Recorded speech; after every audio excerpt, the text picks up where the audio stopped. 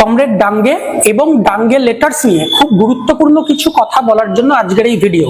যখনই আমরা শ্যামাপ্রসাদ মুখার্জির স্বাধীনতা সংগ্রামের পিঠে ছুরি মারার ইতিহাস বা সাভারকারের মুচলেখা দেওয়ার ইতিহাস সামনে নিয়ে আসি, তখনই আরএসএস এবং বিজেপির পক্ষ থেকে 1924 সালে লেখা তথাকথিত একটি ডাঙ্গের চিঠিকে সামনে নিয়ে আসা হয় এবং কমরেড ডাঙ্গে মুচলেখা দিয়েছিলেন ব্রিটিশদের, সেই কথা সামনে আনা হয়। দেখেছি অনেক ক্ষেত্রেই কমিউনিস্টরা বা বামপন্থীরা সেই চিঠিটাকে বা এই যে জালি চিঠি তাকে ডিফেন্ড করতে পারে না। সেই জন্যই আজকের এই video. Specifically comrade ডাঙ্গে out and out ওই চিঠিটাকে রিজেক্ট করেছিলেন। তিনি বলেছিলেন এটা কোনোভাবেই তার লেখা নয়, এবং পার্টির যে এই বিষয়ে তদন্ত করার জন্য যে কমিশন গঠন হয়েছিল সেই কমিশনও জানিয়েছিল এই চিঠি কোনোভাবেই কমরেড ডাঙ্গের নয়, এবং এই চিঠি যে একটি ফেক চিঠি তার পক্ষে যে যুক্তিগুলো রয়েছে, যে কারণগুলো রয়েছে, সেগুলো এক এক করে আপনাদের সামনে একটু বলছি। প্রথম কথা হচ্ছে 1924 সালে লেখা এই চিঠি বলে বলা হয়, অথচ প্রথম এই চিঠিটা সামনে আসে দ্য কারেন্ট ম্যাগাজিন, বোম্বে থেকে প্রকাশিত একটি রাইট উইং ম্যাগাজিন।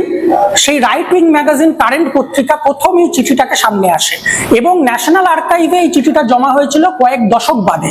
সুতরাং স্বাভাবিকভাবেই প্রশ্ন আসে, তাহলে 24 সাল থেকে 64 সাল অবধি এই চিঠিটি কোথায় ছিল? দ্বিতীয় কথা হচ্ছে, আজকে 24 সালে লেখা এই চিঠি যদি 24 সালে কমরেড ডাঙ্গে যদি মুচলেখা দিয়ে থাকতেন, তাহলে তিনি নিশ্চয়ই জেল থেকে ছাড়া পেয়ে যেতেন। তার 4 বছরের জেল হয়েছিল এবং কমরেড ডাঙ্গে জেল থেকে ছাড়া পান 27 সালের শেষে, এবং যে কয়েক মাস তার সাজা কমেছিল, জেলের রিপোর্ট দেখলে দেখা যায় তার জেলের মধ্যে ভালো ব্যবহার এবং তার যে জেলের মধ্যে তার যে কাজকর্ম, তার যে জেলের মধ্যে অ্যাক্টিভিটি, সেই কারণে তার কয়েক মাস মেয়াদ কমানো হয়েছিল, এবং উনি 27 সালের শেষের দিকে জেল থেকে ছাড়া পান এবং মিরাট ষড়যন্ত্র মামলায় আবার বছর দুয়েকের মধ্যে তিনি ব্রিটিশ কারাগারে নিক্ষিপ্ত হন। অর্থাৎ ডাঙ্গে কানপুর ষড়যন্ত্র মামলা থেকে ছাড়া পাবার পরেই আবার ব্রিটিশ বিরোধী লড়াই সংগঠিত করেন এবং ব্রিটিশদের দ্বারা কারাগারে নিক্ষিপ্ত হন। যেখানে আমরা দেখেছি সাভারকার কোনোদিনই ওই মুচলেখা দিয়ে বেরিয়ে আসার পরে ব্রিটিশ বিরোধী লড়াই কোনোদিন করেনি। ব্রিটিশদের মুচলেখা দিয়ে বেরিয়ে আসার পর ব্রিটিশদের হয়েই সারা জীবন কাজ করে গেছেন। এবং 3 নম্বর যেটা গুরুত্বপূর্ণ বিষয়, সেটা হচ্ছে ওই যে 24 সালের চিঠি, তাতে দেখা যায় ডাঙ্গের নামের বানান শ্রীপাদ, PAT, অথচ ডাঙ্গে সাহেব বরাবর শ্রীপাদ লিখে এসছেন, PAD লিখে এসছেন। কোনো মানুষই, আমি বা আপনি, কেউই কখনো নিজের নামের বানান ভুল লিখবো না বা নিজের সইয়ে ভুল বানান লিখবো না।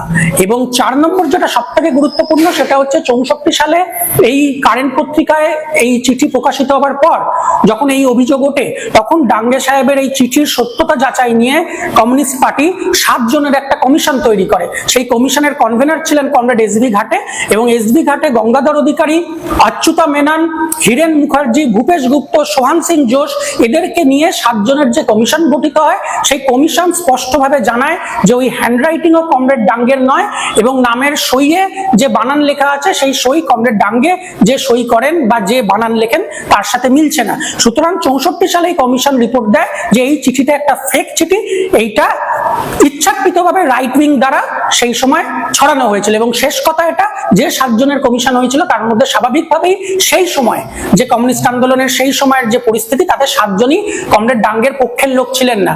ডাঙ্গের পক্ষের লোকও ছিলেন, বিপক্ষের লোকও ছিলেন, কিন্তু তারা এটাই জানিয়েছিলেন যে ওই চিঠিটি ফেক।